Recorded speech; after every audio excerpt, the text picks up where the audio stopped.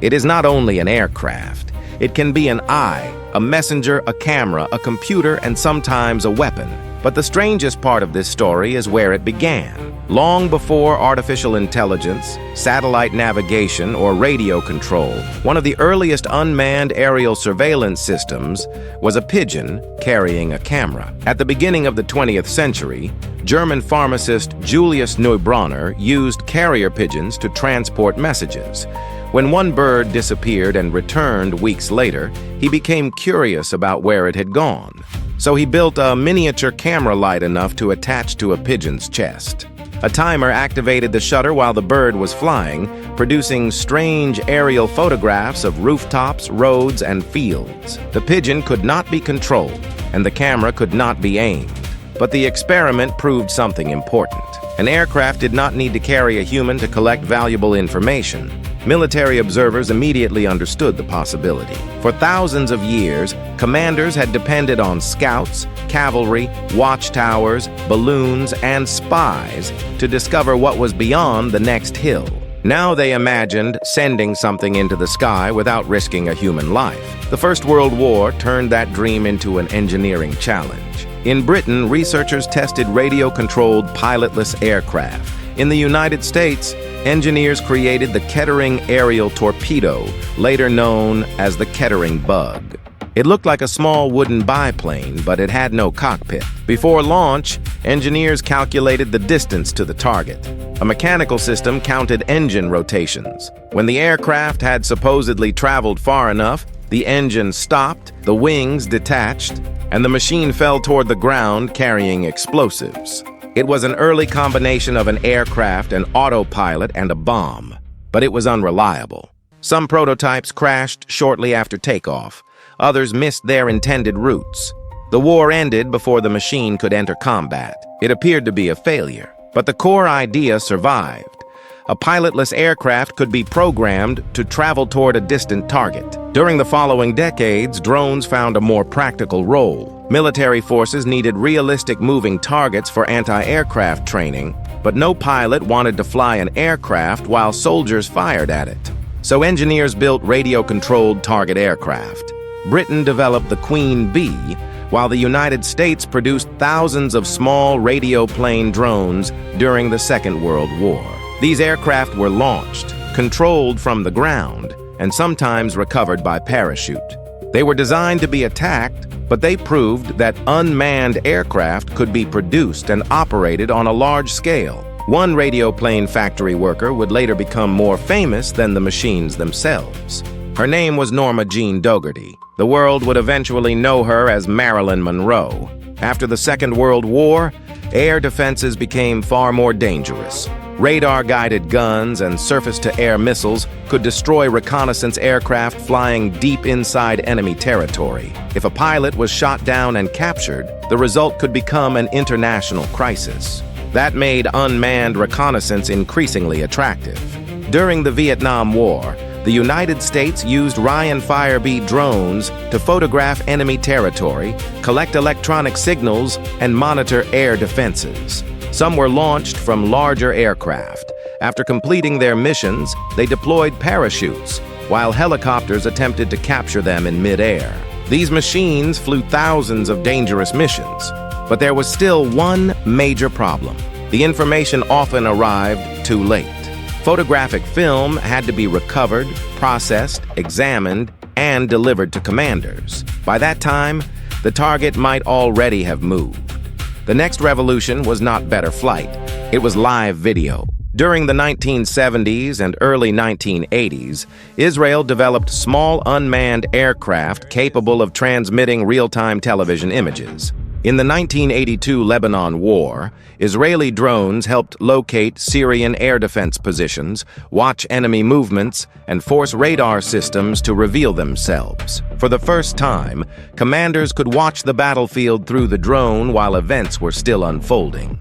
The drone was no longer simply an aircraft. It had become part of a network connecting sensors, commanders, artillery, electronic warfare, and strike aircraft. But the machine that truly changed public understanding of drone warfare appeared in the 1990s.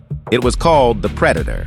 Unlike a fighter jet, the Predator was slow and visually unimpressive. It had long, narrow wings, a rear-mounted propeller, and a large sensor system beneath its nose.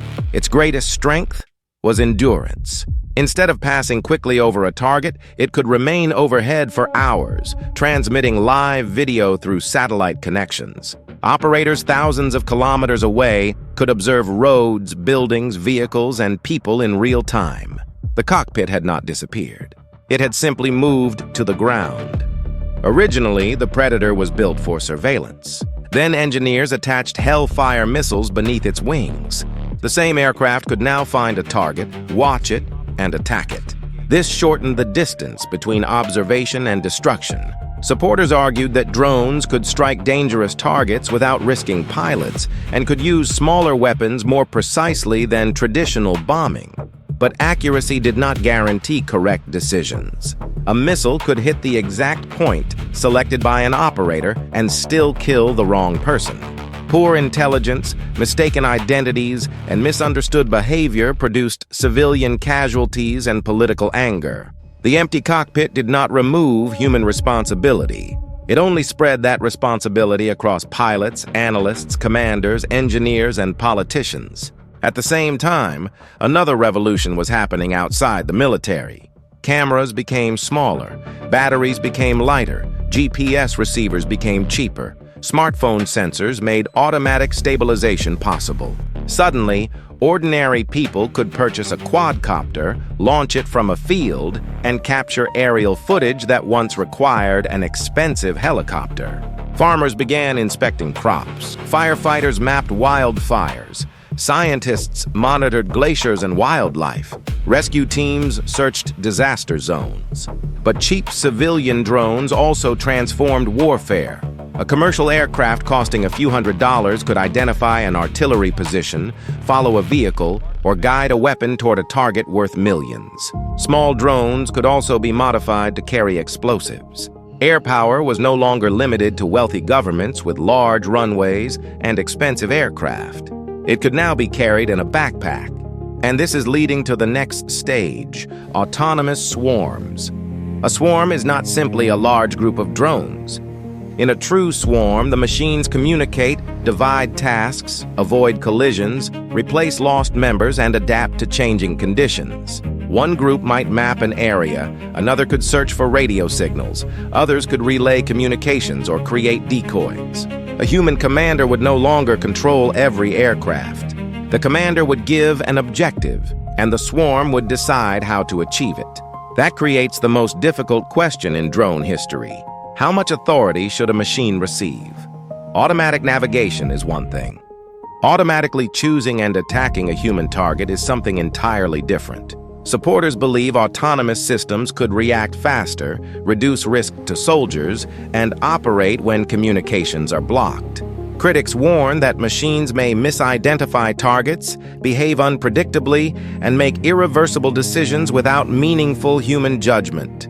The technology is moving faster than the laws designed to control it. The first Pigeon camera could take only a few photographs before returning home. Today, drones can transmit live images across continents, recognize objects, track movement, share information, and cooperate with other machines. Soon, hundreds of aircraft may operate together with only limited human direction. But beneath all that technology, the original desire has never changed. Humanity still wants to see beyond the next hill. We still want to enter dangerous places without placing ourselves inside them.